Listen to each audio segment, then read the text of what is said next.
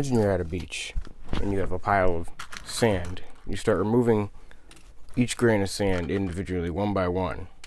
At what point is it no longer a pile of sand and just a grain of sand? Well, when dealing with objects at the quantum level, you can never know the exact position of the particles. I can point back there and know there's Detective Pikachu somewhere back there. But I cannot point to an individual particle there and know where it is at any given time, obviously. That means I cannot know the state or properties of said particle at any given time either. A famous teaching using this methodology is known as Schrodinger's cat. If you place a cat in a box with a mechanism that would have a 50% chance to kill the cat would be both dead and alive until observed, meaning that there is no outcome until observed.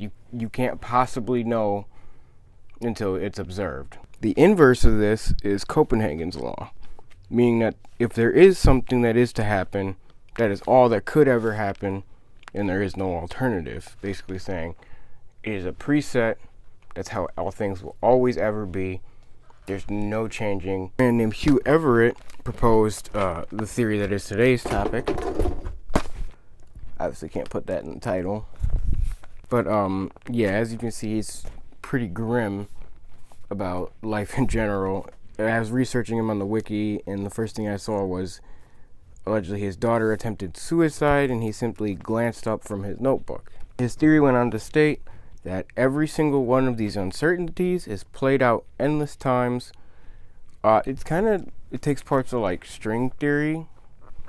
If you're familiar with that, I'll have some of the basic rundowns on that on screen. And he applies that to the physical person, meaning that every outcome and uncertainty of your life is infinitely repeated across all timelines in a sort of multiversal belief.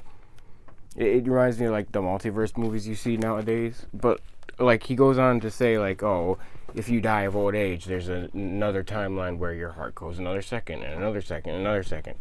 It's a crazy belief from a pretty crazy guy. Something I found interesting. Thank you guys for watching.